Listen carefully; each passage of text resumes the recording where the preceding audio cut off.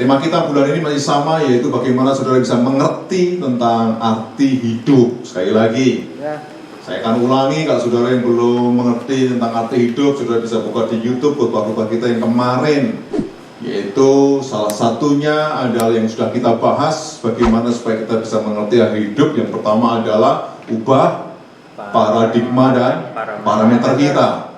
Jadi paradigma kita diubah, parameter kita diubah. Yang kedua adalah saudara harus punya fungsi dan dampak dalam kehidupan kita sehari-hari. Nah, yang ketiga ini akan kita bahas pada siang hari ini. Mari kita lihat judul kita hari ini supaya kita mengerti arti hidup adalah memaksimalkan potensi kita.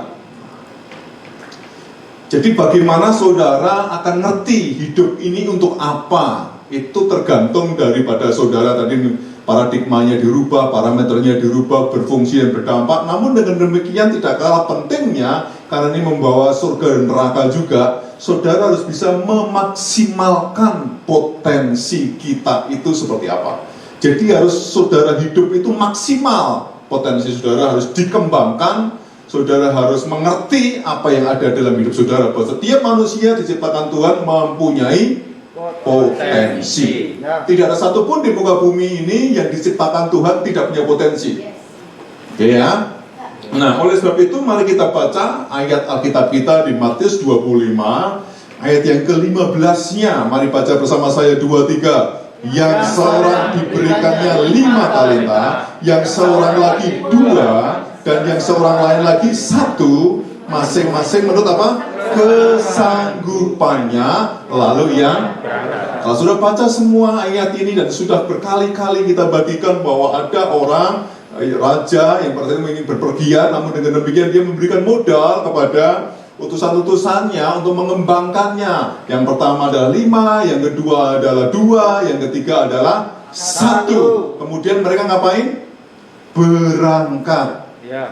Oke ya, sama-sama mereka berangkat. Masih dengan saya hari ini? Oke. Kemudian saya mau katakan buat saudara, berarti apa di sini? Menurut kesanggupannya. Sekali lagi garis bawahi kalimat kesanggupannya. Jadi orang itu diukur dari potensinya. Kesanggupan itu potensinya apa? Gitu. Sanggup enggak? Sanggup enggak? Tergantung. Maka pada saat yang 1 ini, singkat cerita ada keirian. Ada yang namanya kecemburuan, sehingga yang 1 ini berangkat namun memendam talenta. Berarti maksimal atau enggak yang 1 ini? Tidak.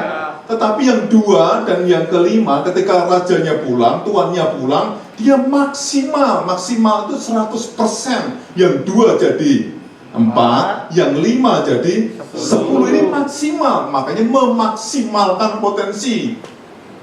Oke ya, kalau 2 cuma jadi 3 belum maksimal, 2 jadi 2 apalagi, ya kan? Yang 5 jadi 10, ini jadi maksimal. Maka ini yang disebut dengan arti saudara ini hidup diciptakan di muka bumi ini. Sampai di sini bisa mengerti ya? Maka kalau sudah bisa mengerti pada saat ini saudara semua dikasih modal potensi tersebut. Dan dikatakan menurut kesanggupannya. Mari kita lihat arti kata potensi sekarang. Arti kata potensi adalah kekuatan, kemudian dikatakan tadi apa? Kesanggupan, kemudian apa? Kemampuan atau daya yang mempunyai kemungkinan untuk dikembangkan sampai maksimal tadi. Makanya saya katakan lagi, sekali lagi, potensi adalah kekuatan, kesanggupan, kemampuan atau daya yang mempunyai kemungkinan untuk dikembangkan secara maksimal. Tema kita hari ini, sehingga saudara bisa berfungsi dan mengerti arti hidup kita. Kalau saudara nggak bisa memaksimalkan potensi, maka sesungguhnya saudara nggak tahu arti hidupmu ini apa sih. Apakah hidup kita ini hanya bersenang-senang, hanya bekerja, hanya berumah tangga? Bukan. Kalau kita udah bahas yang kemarin, kita bisa mengerti bagaimana parameter paradigma yang berubah, berfungsi dan berdampak seperti apa, seperti garam dan terang. Dan hari ini, mari kita lihat kemampuan yang Tuhan beri, harus saudara kembangkan, harus saudara latih, harus saudara praktekkan, sehingga yang terjadi adalah saudara punya arti di dalam kehidupan kita. Ya. Nah, mari kita lihat sekali lagi apa yang harus kita lakukan sekarang untuk memaksimalkan potensi itu apa? Ya, sekarang kita masuk ke dalam intinya, khotbah intinya ada di sini. Jadi setiap saudara, bagaimana sih supaya saya bisa maksimal? Apa yang harus saya kerjakan? Yang pertama, mari kita lihat ayatnya dulu. Kisah Para Rasul 17, saudara lihat ayat yang ke-28, selalu dibaca bersama kalau firman Tuhan. 2, 3. Sebab di dalam Dia kita hidup, kita bergerak, kita ada, seperti yang telah juga dikatakan oleh pujangga-pujangga kamu. Sebab kita ini keturunan Allah juga. Alkitab katakan di dalam Dia kita ini apa? Hidup. 1, 2, bergerak. Kita ada. Jadi kalau saudara mengerti arti hidup saudara, kamu pahami ayat ini bahwa hanya di dalam Dia kita ini hidup. Banyak kemarin sudah saya saksikan teman-teman saya, teman-teman saudara mungkin bahkan hamba-hamba Tuhan yang terkenal sudah selesai tugasnya, dipanggil Tuhan dengan cepat. Yang barusan kemarin kakak kelas saya, kelahiran 71, seorang yang teologianya bagus, dahsyat, dipanggil Tuhan dengan cepat. Kemudian ada hamba-hamba Tuhan yang lain yang terkenal juga, semuanya sudah selesai. Hidup adalah di dalam Dia. Namun dengan demikian saudara yang masih hidup berarti belum selesai kan? Ya. Kalau sudah selesai hari ini, kita sudah mau ngapain lagi?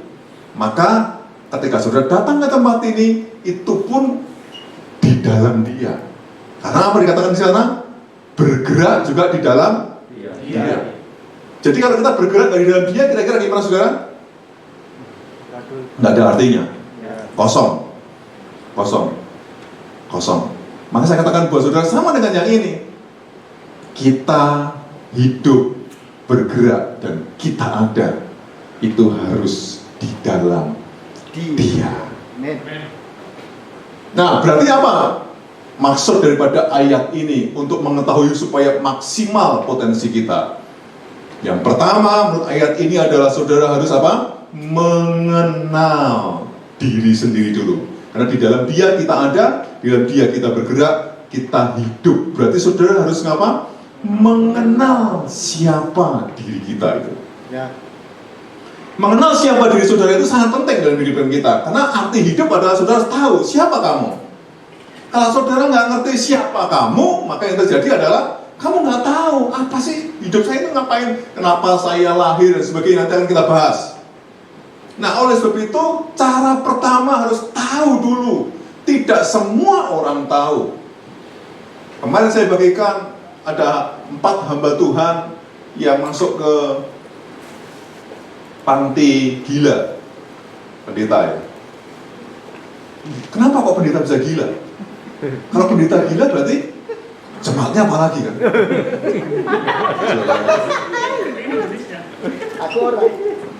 Ini saya dari kejadian, ini di kota tertentu ya. Hamba Tuhan ini, dia hamba Tuhan yang mempunyai domba, yang mempunyai gereja. Tapi kenapa bisa stres? Ada lagi hamba Tuhan yang kena COVID, kemudian dia lari. Pendeta ya, maksudnya hamba Tuhan di sini. Kemudian terjun dari lantai di kota tertentu, akhirnya mati juga.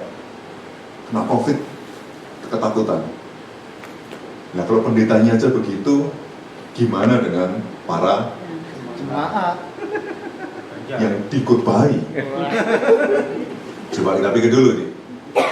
Kelihatannya kita sepele ya, COVID itu terang-terang aja. Ternyata COVID itu juga secara kedokteran itu memang sangat-sangat parah.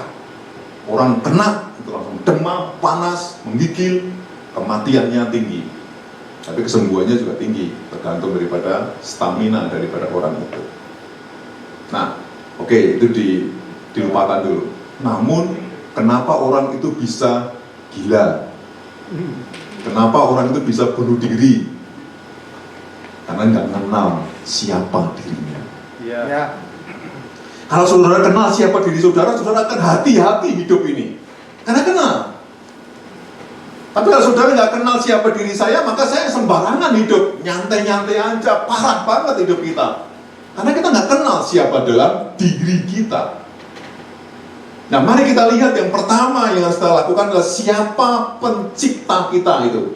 Sebelum saudara mengerti siapa kamu harus tahu siapa pencipta. Tadi dikatakan di dalam Dia. Jadi pencipta kita, saudara harus pasti tahu bahwa yang menciptakan kamu adalah Yesus. Tuhan Yesus.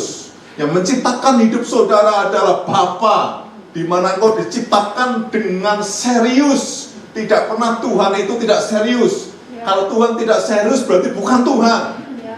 Maka Tuhan ketika menciptakan saudara, Alkitab katakan sebelum dunia diciptakan aku sudah memilih engkau, sudah menciptakan engkau. Berarti dunia ini umurnya sudah berapa, kamu sudah ada. Jadi kalau saudara memikirkan itu, kamu akan tahu siapa saya, siapa pencipta saya dulu. Kalau penciptanya aja nggak main-main, maka yang diciptakan pasti sempurna. Ya. Benar nggak? Ya. Saudara, kalau sudah beli barang, saudara kan melihat made in mana kan? Ya. Kalau made in A, made in C, made in J, pasti berbeda. Ya kan? A, C, J, itu beda pasti. Barangnya sama, tetapi kualitasnya akan berbeda. Ya. Nah, sekarang di atas A, C, J, itu adalah sang pencipta yang luar biasa, yang sempurna. Harusnya mahal sekali kalau sudah dibeli. Maka dibeli dengan darah yang sangat mahal di kayu salib. Maka daripada itu, saudara nggak boleh sembarangan. Karena apa? Dibeli dengan darah yang mahal. Coba saudara berpikir sekarang, saudara beli baju made in itu tadi, berbeda harganya, pasti beda. Tergantung jenisnya kayak apa, dari negara mana, yang buat siapa, handmade atau bukan. Dan ini Tuhan, itu handmade. Ketika membentuk Adam dan Hawa, dia pakai tangannya sendiri. Dia menciptakan manusia pertama, namanya adalah Adam. Sehingga dia pakai tangannya, dia mengotori tangannya dengan tanah liat. Sehingga dia bentuk, dan ketika dibentuk, maka yang terjadi dihembuskan nafas, dan saat itu Adam hidup. Maka ayat tadi katakan di dalam Dia kita ada, kita hidup. Yes. Karena ada nafas Tuhan. Amen. Nah, nafas itu akan terus berjalan dalam kehidupan kita kalau sudah menyadari kenapa kita masih bernafas. Yang saya katakan tadi, ada teman hamba Tuhan tadi tidak ngapa-ngapain, bangun tidur tiba-tiba langsung jatuh dan dipanggil Tuhan, dan dia selesai pekerjaannya di muka bumi ini. Tetapi bagaimana dia hidup? Dia melayani Tuhan dengan sungguh-sungguh. Dia membagikan pengajaran-pengajaran yang bagus, yang dahsyat, dan itu menyenangkan hati Tuhan. Dan saya percaya hamba Tuhan ini pun akan ketemu sama Tuhan di surga. Ya. Tapi bagaimana dengan hamba Tuhan yang lari karena COVID? Dan akhirnya terjun dari lantai berapa, kemudian mati. Kita nggak tahu ketemu nggak nanti di sana. Saya rindu buat saudara semua, wajah-wajah ini. Biar ketemu kita nanti di surga. Amen. Entah saudara rapture atau entah saudara dipanggil Tuhan mati, dalam arti kata tubuh yang mati, atau kita enggak, itu terserah sama Tuhan. Tapi saudara harus tahu siapa pencipta saudara. Kalau saudara sadar, kamu kan hati-hati hidup saudara. Saudara nggak sembarangan, karena barang yang berharga pasti akan dijaga dengan sangat hati-hati. Dan saudara harus menjaga hidup saudara dengan hati-hati. Itu yang disebut dengan mengenal diri sendiri. Mari kita lihat yang kedua adalah mengapa saya ada tadi. Mengapa saya ada? Coba saudara pernah berpikir nggak, kenapa sih saya kalau lahir kalau saya di Jogja, kenapa lahir dari orang tua yang seperti ini, kok nggak lahir dari presiden Korea Utara misalnya gitu? Kok nggak lahir dari apa? Mikir nggak, saudara? Kadang-kadang kita berpikir, kenapa sih kok lahir kok hitam, lahir kok ada yang putih separuhnya doang, ada yang macam-macam. Coba kita pikir dulu. Nah, mengapa saya ini ada, teman-teman? Berarti saudara jawab ini. Kenapa saya lahir di situ? Pasti itu Tuhan punya ngapain? Tujuan, punya rencana, nggak sembarangan. Ya. Tuhan membentuk kamu seperti ini tidak sembarangan. Kenapa sukunya suku A? Kemudian sudah lahir daripada orang tua yang seperti ini. Kenapa saudara harus di Korea? Kenapa saudara bekerja di pabrik ini kok nggak di pabrik itu? Kenapa saudara kok di gereja ini kok nggak di gereja itu? Macam-macam semuanya. Saudara jawab mengapa saya ada. Mengapa hari ini kok saya duduk di sini kok nggak duduk di depan? Itu mesti ada tujuannya. Semua.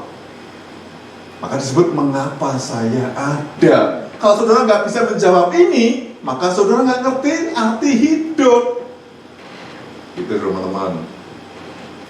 Jadi nggak sembarangan, maka saudara harus menghormati yang di atas kita, yaitu orang tua kita. Kenapa? Saudara ada karena orang tua, tetapi lebih daripada itu karena ada Tuhan yang mengadakan kamu. Ya. Maka kenapa kita disuruh menghormati orang tua kita supaya panjang umur dalam kehidupan kita? Siapapun itu orang tua kita hormati dia. Untuk apa? Karena kita ada gara-gara dia, gara-gara mereka. Sampai sini nangkap ya? Ya. Maka setiap saudara bisa tahu, iya ya saya ada ini untuk apa? Maka saudara akan menemukan yang disebut dengan tujuan hidup. Visi misinya akan ada di situ. Oke? Jadi kalau sudah tahu ini, saudara pasti akan paham tentang mengapa saya ada. Anggap ya? Ya. Oke, mari terus. Yang ketiga adalah saudara, apa tanggung jawab saya sekarang? Kalau saya ada di sini, tanggung jawabnya apa? Setiap saudara tadi 1, 2, 5 talenta, ketika rajanya atau tuannya datang, dimintai apa? Pertanggungan jawab. Jadi setiap saudara harus mempunyai pertanggungan jawabnya itu apa? Di hadapan Tuhan kita. Maka setiap saudara jawab sekarang hari ini, apa pertanggungan jawab saya ketika saya ada, ketika saya hidup di dunia ini? Pasti ada semua tanggung jawabnya. Entah saudara menjadi karyawan, entah saudara nanti jadi sajang, entah saudara ini di dalam pemerintahan, entah saudara ini juga ada di dalam keluarga. Pasti ada yang namanya tanggung jawab. Dan saudara menjawab ini, maka saudara akan mengenal diri saudara sendiri. Kalau saudara tidak tahu tiga-tiganya ini, saudara tidak bisa jawab dengan benar sesuai dengan Alkitab tentunya, maka saudara tidak akan tahu siapa diri saudara sendiri, dan akhirnya saudara tidak akan mengerti arti hidup saudara. Ya. Oke ya? Maka penting untuk mengenal diri kita sendiri. Amin. Semua punya identitas, dan identitas kita adalah surga. Mari kita lihat cara yang kedua. Alkitab berkata, Markus 9 ayat 35. Lalu, selalu firman Tuhan baca bersama. 2, 3. Lalu Yesus duduk dan memanggil ke-12 murid itu. Katanya kepada mereka, jika seseorang ingin menjadi yang terdahulu, hendaklah ia menjadi apa? Yang terakhir dari semuanya dan pelayan dari Semuanya. wow. Ini saudara-saudara Yesus yang bilang nih, Wow. ini hebat banget nih perkataan Tuhan. Karena jika seorang ingin menjadi apa?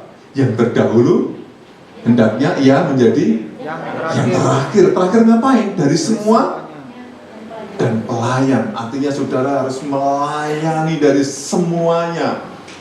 Apa maksudnya supaya saudara punya potensi yang maksimal? Yang pertama tadi mulai dari sendiri, sesuai dengan ayat tadi. Sekarang kita lihat yang kedua. Yang kedua, kalau saudara lihat di situ, Yesus ada di dalam pengajaran kepada murid-muridnya, sedang ngajar. Masih ingat di situ ada ke-12 murid itu.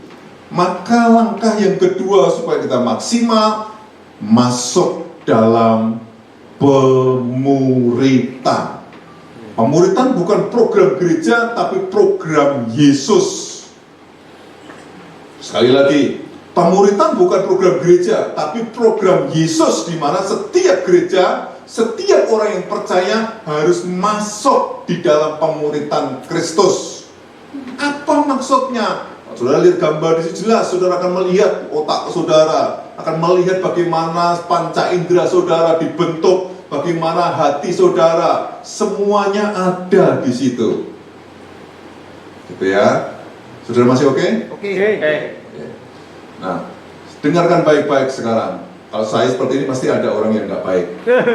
Ya, masuk di dalam pemuritannya seperti apa? Mari kita lihat sekarang. Mari kita lihat sekarang. Yang pertama adalah mendapat pengetahuan yang baru. Jadi ketika saudara masuk di dalam pemuritan, maka saudara akan mendapatkan pengetahuan yang baru. Pengetahuan saudara yang tadi nggak tahu, jadi tahu itu di pemuritan. Ya. Lu fungsinya apa kalau tahu itu?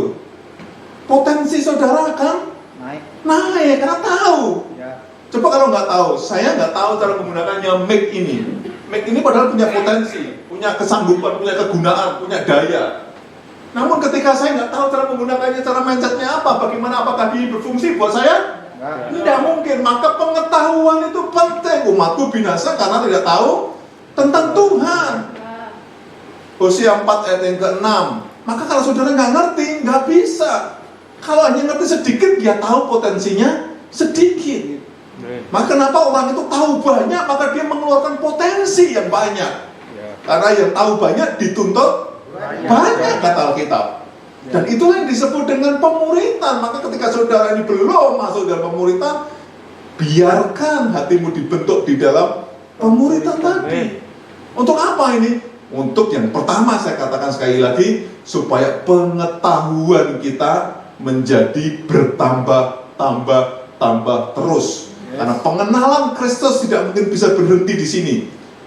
Namanya pengenalan Kristus, kita berhenti terus sampai kita nanti ketemu muka dengan muka. Dengan siapa? Yesus. Coba sudah bayangkan, kamu ketemu sama Tuhan Yesus. Kalau ketemu ya. Makanya hari ini ditentukan hari ini. Hidup saudara bagaimana ditentukan. Memang semua karena anugerah, tapi anugerah yang bertanggung jawab. Kata Alkitab, sekali lagi gereja ini mengajarkan percaya sama Tuhan itu anugerah, masuk surga itu adalah anugerah, tapi anugerahnya harus bertanggung jawab. Yesus berkata, kerjakanlah keselamatan. Ya, tanpa mengerjakan keselamatan kita nggak bisa ketemu sama Dia. Maka pengetahuan itu penting. Setiap pagi kita akan ada doa, dan sudah ada beberapa orang yang mengikuti doa-doa kita secara langsung atau secara tunda. Nah, itu bagus. Kenapa? Pengetahuan di sana juga akan bertambah. Hingga sudah bisa tahu, oh iya, jangan hanya lihat muka saya saja, tapi isinya apa? Coba kayak apa sih? Ada salahnya enggak sih? Karena ada orang yang hanya nunggu salahnya. Nah, harus bertobat kita hari-hari ini, ya kan? Ya. Supaya saudara bisa tahu apa yang harus kita lakukan. Maka menambah pengetahuan yang baru itu penting. Oke ya. Yang kedua, mari kita lihat yang kedua. Motivasi kita menjadi apa? Benar. Jadi kalau sudah masuk pemuritan, saudara akan masuk di dalam motivasi. Setiap saudara itu keliru ketika punya motivasi yang salah. Masuk gereja motivasinya salah. Sudah datang ke tempat ini bisa salah motivasinya, bawa kerja motivasi salah, membangun hubungan salah motivasinya, macam-macam, banyak sekali. Maka dimulai dari motivasi. Kemarin kita katakan paradigma kan. Motivasi itu ada sesuatu hal yang kuat. Maka ada yang disebut dengan motivator. Ya kan? Motivator itu membuat supaya motivasi saudara jadi terbangun, jadi kuat. Saudara punya motivasi karena hidup saudara itu bergairah dan tidak karena ada motivasi. Benar nggak? Kamu bangun tidur, kamu bergairah dan tidak karena saudara punya motivasi yang kuat. Coba saudara bandingkan ketika saudara datang malas dengan tidak, motivasimu pasti lemah. Ketika kita malas. Tapi kalau kamu punya motivasi yang kuat, seperti kalau kamu ingin membangun sebuah rumah tangga. Kalau sudah membuat tangga rumah, gampang. Benar nggak? Ya. Tapi membangun rumah tangga ini susah sekali. Seumur hidup kita harus belajar. Ya. Seumur hidup. Kalau saya melihat teman-teman orang-orang Korea gitu, kalau dilihat di taman sampai kakek nenek dia masih kayak pacaran terus. Nggak tahu tapi itu pasangan bener atau nggak ngerti juga. Saya nggak ngerti. Tapi saya lihat ketika di taman, wow, bener nggak ya? Ya. Pernah ya lihat gitu ya? Mesra, padahal udah kakek nenek, udah tua-tua gitu. Wow, saya juga rindu ngalamin seperti itu. Kenapa? Punya motivasi yang kuat. Kalau motivasinya salah, hanya untuk apa? Hanya untuk supaya nggak malu harus punya pasangan nih. Motivasinya keliru. Salah benar. Ada orang stres.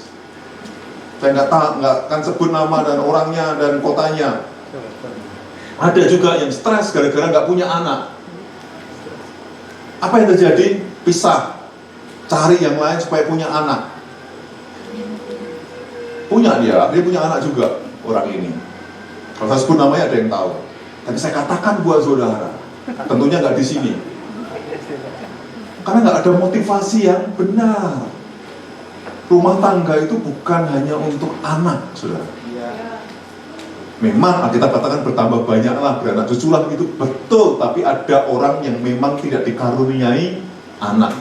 Ketika hal itu terjadi menimpa, mungkin saudara jangan stres.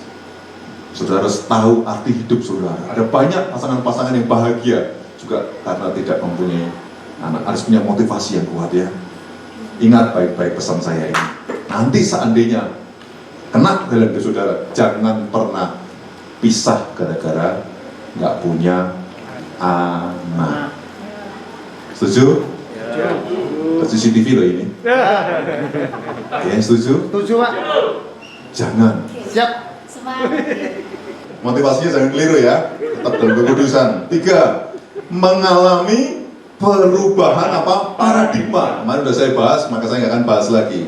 Paradigmanya harus berubah di situ. 4. Mempraktekkan apa yang sudah dipelajari, tentunya di dalam bimbingan kalau sudah dimuridkan. Maka di sini dikatakan tidak sakarpe dewe di dalam hidup kita, karena ada di dalam bimbingan di dalam pemuridan. Yesus ketika memuridkan 12 orang tadi, diawasi Petrus, Yakobus, Yohanes dan kawan-kawannya, itu diawasi dan dibimbing sama Tuhan Yesus. Sehingga ketika dia melayani, lihat Yesus dan Yesus mengasihi orang tersebut. Petrus itu pernah buat salah enggak? Pernah, tapi dikasih sama Yesus senantiasa, dikasih kesempatan. Sebenarnya Yudas itu dikasihi Tuhan enggak? Sangat dikasihi, namun Yudas tidak tahu kasih Kristus, sehingga dia menjual Yesus dan akhirnya digantung diri dan mati. Ada tipe-tipe orang murid-murid Yesus itu macam-macam. Maka daripada itu, saudara-saudara, masih dengan saya? Ya. Oleh sebab itu teman-teman, kalau saudara ini tahu apa yang dikatakan di dalam Alkitab ini, maka saudara akan belajar mempraktekkan apa yang sudah dimuridkan. Jangan pernah kita hanya ngisi pengetahuan tanpa kita praktek. Setuju? Ya. Kita hanya dengar khotbah-khotbah yang bagus-bagus di YouTube. Banyak sekali saudara lihat di YouTube bagus-bagus khotbah terkenal, kamu klik, kamu dengerin, ngisi dalam otak tapi nggak praktek-praktek. Apa gunanya arti hidup? Ya kan? Sudah banyak orang pintar di dunia ini, saudara. Kalau kita mau pintar-pintaran, banyak sekali orang pintar yang sudah diisi otaknya dengan banyak sekali ilmu firman Tuhan. Tapi kalau nggak praktek, ini yang sedikit orang, saudara. Orang pintar banyak, tapi orang yang praktek kepintarannya nggak banyak. Pengkhotbah di dunia itu banyak banget. Bahkan saudara sendiri kan khotbah juga kan. Saudara diem aja udah khotbah ya? Karena itu menggambarkan khotbah kamu. Oh, orang ini diem bisa khotbah dengan saya. Serius. Mimiknya itu berkata ya. Enggak, mimik ini wajah ya. Orang geger. Nangkap ya? Seperti itu. Maka setiap saudara ada hal demikian, maka saya katakan buat saudara harus praktek. Amen. Dan praktek dalam pemuridan, dalam bimbingan, jangan milih-milih. Apa aku senang yang ini aja lah. Kalau ketika Petrus kira-kira ngomong sama Yesus, Yesus, aku nggak mau tidur sama kamu, nggak mau untuk melayani orang gila. Saya tak melayani orang yang sembuh-sembuh ini aja lah. Kira-kira Petrus jadi atau enggak dimuridkan? Enggak. Enggak. Maka Ya terserah dalam bimbingan. Apapun itu dalam bimbingan. Karena setiap kita harus wajib dibimbing, termasuk saya. Saya juga setiap minggu itu 3-4 kali ikut Zoom, dibimbing sama senior-senior saya. Setiap sekarang mulai pandemi ini justru saya dibimbing terus, saudara. Zoom itu terus berjalan terus. Dan puji Tuhan kita di Korea nggak usah banyak-banyak pulsa untuk memikirkan Zoom. Sehingga cepat, enak, tanpa sendat, ngisi otak kita, praktek dibimbing, dapat ajaran-ajaran. Dan itu penting ada dalam bimbingan. Jangan pernah engkau keluar dari bimbingan. Yes. Setuju? Amen. Mari kita lihat yang ketiga, saudara. Ayatnya dikatakan 1 Korintus 9 ayat 27, 2, 3. Tetapi aku melatih tubuhku dan menguasainya seluruhnya supaya sesudah memberitakan Injil kepada orang lain, jangan aku sendiri ngapain? Nah, apa artinya kita jadi penginjil kalau aku sendiri ditolak? Gak ada arti hidup kan? Maka ayatnya bakal melatih tubuhku dan menguasainya seluruhnya. Jadi kalau saudara melatih tubuh dan menguasai seluruhnya, maka saudara akan memberitakan kebenaran kebaikan Tuhan. Maksimal potensi kita akan ada di ayat ini.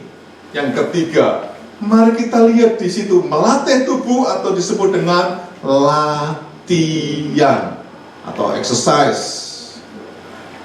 Nah, kalimat latihan ini penting. Kalau saudara lihat orang yang sedang lari itu, di belakangnya itu jadi kurus itu. Kenapa? Latihan. Ya, latihan. Setiap saudara juga harus dilatih. Saya dengar cerita-cerita daripada kesaksian-kesaksian salah satu artis tertentu.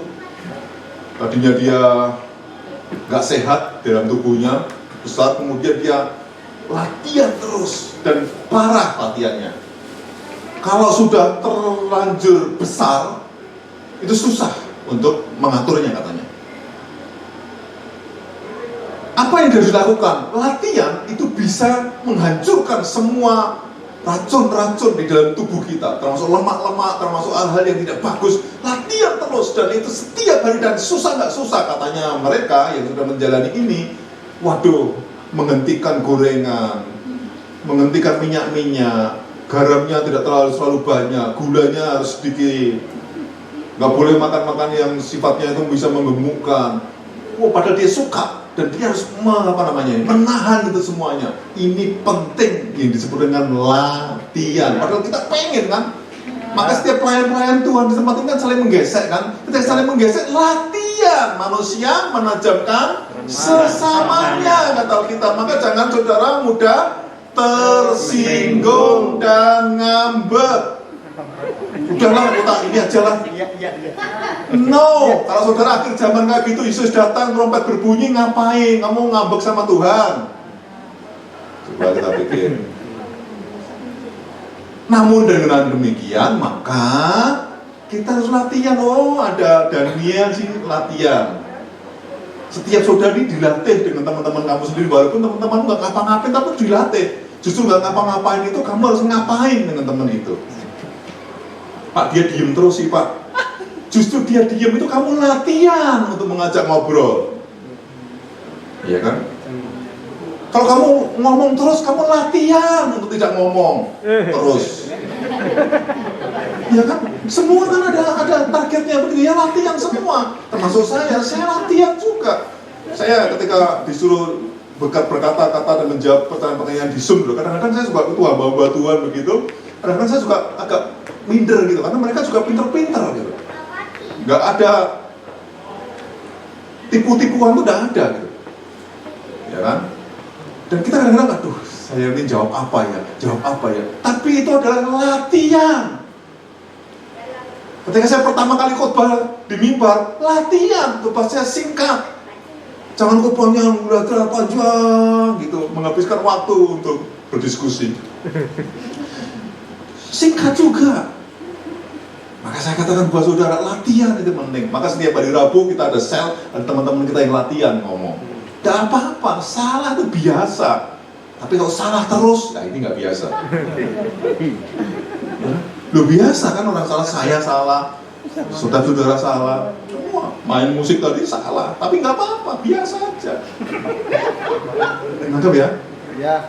Toh juga ada yang nggak tahu gitu. Kemudiannya apa lagi kan? Udah masuk kan masih yo. Ya nggak apa-apa gitu. Nggak apa-apa serius loh. Nggak masalah. Kenapa? Ada di dalam bimbingan tadi, bener nggak?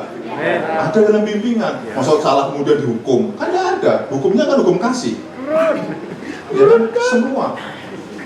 Maka saya katakan buat saudara, kita harus memakai latihan ini. Yuk kita latihan yuk. Ya. Dan latihan ini kadang-kadang membosankan loh saudara. Ya. Coba latihan tuh kadang-kadang, aduh latihan. Kalau bisa itu langsung main aja lah, nggak usah latihan. Gimana ya? Seorang petinju kalau dia nggak pernah latihan, kira-kira gimana saudara? KO. Serius. Percaya dirinya tuh kurang pasti. Karena nggak latihan. Semua kalau sudah lihat apa di Indonesian Idol, latihan terus, latihannya dari kecil. Kalau saya lihat drama Korea tentang musik itu saudara, latihan terus dia dari kecil umur 5 tahun udah dilatih, dididik dengan keras. Sampai umur-umur yang 17 dia sudah jago mainnya, karena latihan terus. Tapi kita pengennya kalau bisa langsung ya bayangkan terus, imajinasinya tinggi gitu, bayangkan. Ya kan? Kalau kita mau sebelum tidur apa bayangkan jodoh saya nanti gini. Ya kan? Ya. Pakai ini, wah, macam-macam lah. Bayangkan aja terus. Kenapa? Ya ini tadi nggak pernah latihan. Latihannya latihan bayangkan. Ya lama-lama kita jadi lucu nanti.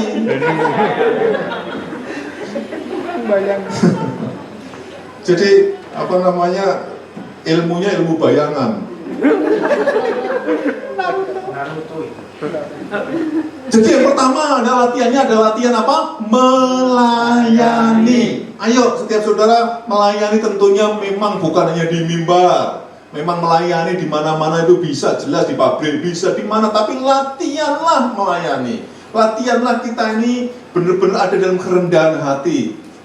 Saya di dalam pemuritan saya sudah berkata buat saudara bahwa ayo kita berubah bareng-bareng bersama-sama. Kalau saudara lihat dari dulu sampai sekarang apa perbedaannya dalam hidup saya, hidup saudara.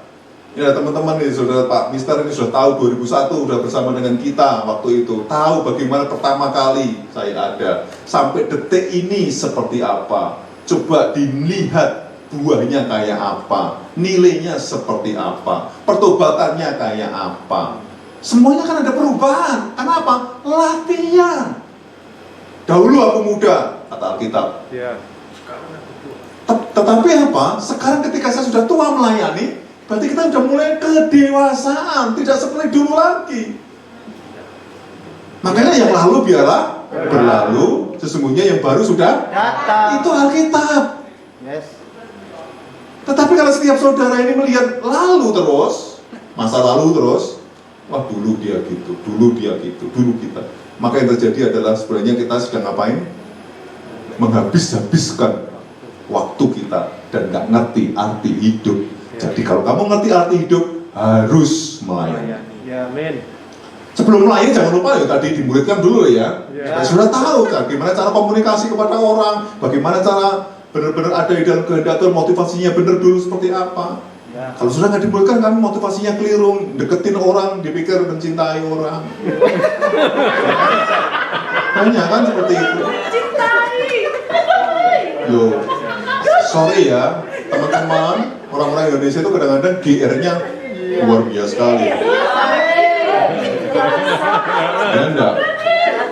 Maksud daripada orang itu murni, apalagi kalau bersama orang Korea kan, ada orang Indonesia yang suka sekali sama orang Korea, tapi nggak dapat juga gitu.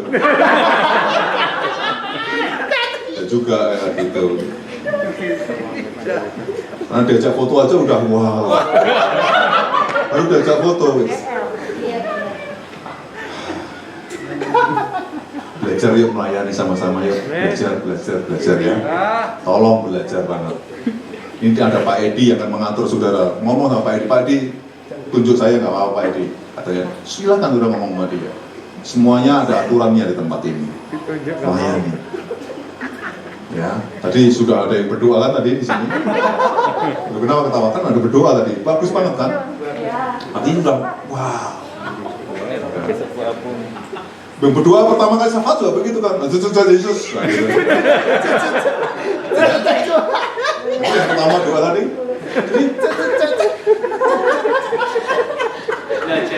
Belajar melayani itu kan. Bukan yang pertama. Yang kedua adalah memecahkan masalah atau solusi. Saudara kan pasti ada dicurhatin teman kan? Ada dicurhatin A, B, C. Coba belajar memecahkan masalah dengan apa? Latihan tadi, latihannya ada memecahkan masalah. Jangan malah justru ada orang yang kesusahan diketawain. Ada kesusahan malah justru tepuk tanganin. Nggak memecahkan masalah, malah diejek. Baru ada akar pahit, masalah diejek dan sebagainya. Ini nggak bisa memecahkan masalah, maka saudara harus memecahkan masalah. Bagaimana caranya? Jangan hanya serius kepada orang-orang tertentu. Yang lainnya tidak kita seriusi. Tidak. Yang namanya melayani, memecahkan masalah atau solusi, berarti kita harus memakai Roh Kudus dalam diri kita. Maka ini perlu exercise, perlu latihan. Selalu perlu latihan. Saya katakan tadi untuk membuat badan bagus, latihan. Untuk membuat badan jelek, nggak usah ngapa-ngapain. Ya kan? Makan aja pasti badannya pasti jelek. Ya enggak? Ya. Badan nggak sempet pak, nggak sempet, udah capek. Ya itu tergantung pilihan saudara. Karena saya lihat orang-orang Korea capek-capek, tapi dia masih jalan-jalan, gitu ya, untuk membuat hidupnya jadi baik. 3. Nah ini penting, open minded, itu pikiran yang terbuka. Jadi kalau saudara ada apa-apa, harus pikirannya terbuka. Exercise itu latihan open minded. Apa-apa jangan lihat, wah nggak mau lah, nggak bisa aku ini. Udah, ini nggak open minded saudara. Ada kan tipe orang kayak gitu? Ya. Kalau diajari sedikit, wah pusing, udah. Mau diajari komputer, udah kamu aja dan kamu aja. Ya. Udah nggak perlu. Mungkin kamera juga begitu, video juga begitu. Enggak, bukan bagian saya. Bagian saya udah nikmati aja makan. Iya enggak open minded gitu loh. Iya enggak? Harusnya open minded, gimana? Ayo kita terbuka pikiran kita. Jangan di dalam aturan dalam gereja, kalaupun itu merobohkan pengenalan kita yang lama, seandainya, ya enggak apa-apa, harus open. Gitu ya. Dulu zamannya sebelum ada pesawat terbang, orang itu gimana? Ngejek enggak? Ngejek. Dulu sebelum ada telepon, ada telegram kan? Masih ingat nggak sejarahnya itu? Diejek, dulu ngapain pakai telepon, nggak ada, nggak penting itu, nggak open minded. Bener nggak? Ya. Tapi setelah ada telepon, wah semua pada, bener nih. Dan telepon pun sekarang macam-macam kan? Semakin canggih sekali sekarang. Ya kan? Sangat canggih. Silakan saudara open semua di dalam pikiran saudara, otak saudara, jangan tertutup. Wah, ada firman tertutup. Udah tahu Pak, udah tertutup ini. Yang penting pokoknya datang, makan, beres. No, kita harus punya open minded. Terakhir, 2 Korintus 5 ayat 17 bersama saya 23. Jadi siapa yang ada di dalam Kristus, ia adalah ciptaan baru. Yang lama sudah berlalu, sesungguhnya yang baru sudah datang. Nah ini saudara, sesungguhnya yang baru sudah datang. Jadi kalau yang lama-lama itu saudara sudah nggak ada, ditinggalkan, saudara sudah lupakan, maka sesungguhnya yang baru itu sudah datang. Ini hebat ayat ini saudara. Sangat luar biasa, powerful kalau sudah mengerti ayat ini. Karena apa? Yang baru, selalu yang baru sudah datang. Saudara punya iman yang baru sudah datang.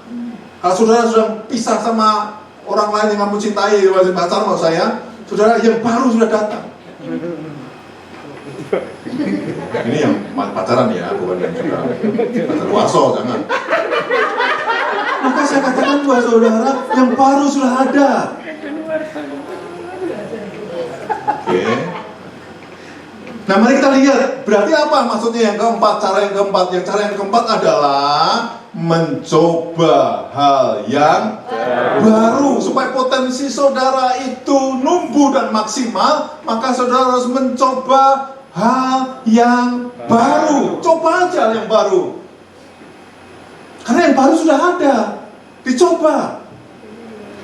Ini dalam pelayanan ya, di dalam hidup kita, dalam sehari-hari, apapun pekerjaan-pekerjaan kita, coba aja. Siapa tahu saudara justru Tuhan akan panggil di situ.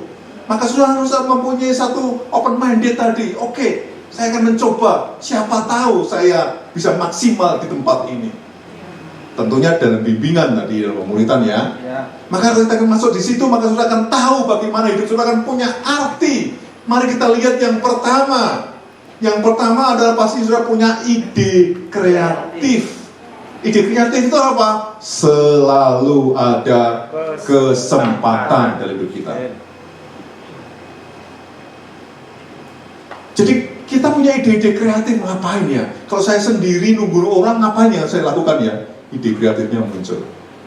Kalau saya dikesusah sendiri, kemudian gak ada kerjaan, apa yang saya lakukan ya? Ide kreatifnya muncul. Mungkin masak-masak, mungkin apa-apa aja lah. Terserah apa yang saudara pengen punya hal yang baru, coba. Sekarang saudara, yang dulu yang zaman saya kecil yang namanya jualan kopi, itu ya kopi aja, mungkin kopi sama susu dicampur aja doang. Sekarang yang namanya kopi itu, wah kreatifnya luar biasa. Ada rasanya rasa durian, ada rasanya rasa mangga, macem-macem aja. Sekarang udah banyak sekali kafe-kafe dan rasa-rasanya itu yang semakin hari semakin modifikasi. Ini namanya kreatif. Dan puji Tuhan, Kim ini adalah kreatif, inovatif, namun modern. Nah, kita harus berkata bahwa kreatif kita ini. Kita harus mencipta anak-anak yang kreatif. Jangan itu melulu. Dulu zamannya kita belum ada gini, masih pakai HP kan, nggak kreatif. Pakai HP terus, teman-teman. Sekarang udah mulai agak kreatif. Ya agak kan, karena belum. Nanti akan terus tambah lagi. Saudara dikasih kesempatan untuk menabur, untuk membeli drum yang baru kemarin-kemarin sama Pak Edi kan. Kalian pengumuman Pak Edi. Ya kan? Dulu zaman dulu mengembangkan drum ini sudah sudah usang. Pertanyaannya, Pak, siapa yang main? Pasti akan ada orang yang main. Karena yang baru sudah datang. Ya kan? Baru kemarin kan yang baru datang pemuritan lagi. Nah, itu saudara. Pasti ada. Enggak ya? Maka jangan pernah saudara itu tidak punya daya kreativitas, karena kita punya Yesus yang kreatif. Setuju? Setuju? Komunikasi juga kreatif, saudara sekarang. Jangan komunikasinya gitu-gitu terus. Kreatif ngomongnya. Kok kayak apa? Nanti akan ada pengajaran-pengajaran tentang ilmu komunikasi yang kreatif. 2. Cara pandang kita harus apa? Luas. Cara pandangnya harus luas. Saudara memandang hari ini di sini hanya di tembok kan, tapi kalau saudara naik ke menara, pandanganmu akan lebih luas. Maka orang yang cara pandangnya luas pasti dia suka ke atas. Maka kita katakan pikirkanlah perkara yang di atas, yaitu yang ada surga di sana. Efesus bilang seperti itu, Kolose bilang pikirkan perkara yang di atas. Maka ketika kamu di atas, pandanganmu akan semakin luas. Kalau kamu pengen melihat kota Daegu, maka kamu akan ke menara apa itu? Daegu Tower. Kamu akan melihat, wah, pemandangannya jauh lebih luas. Kamu nggak bisa melihat kota Daegu kalau hanya kamu berdiri di situ. Kamu hanya lihat temanmu doang. Pandangannya nggak luas. Maka kalau saudara hanya berteman dengan ini saja, pandanganmu hanya itu saja. Seperti kata di dalam. Nah, itu harus pandangannya harus sangat luas, tetapi jangan terlalu luas. Loh, Kak, terlalu luas gimana? Terlalu luas itu khayal. Nangkap nggak khayal? Ya. Karena ada orang yang suka film-film khayal gitu. Nah, terlalu khayal gitu. Karena terlalu khayal itu bahaya. Kalau kita nggak sesuai dengan harapan kita bisa stres. Karena berkhayal terus. Bermimpi bersama Yesus, berkhayal itu bersama setan. Ya. Maka harus mimpi bersama dengan Tuhan. Jangan khayal. Bayangkan yang pasti nggak mungkin terjadi. Jangan ya.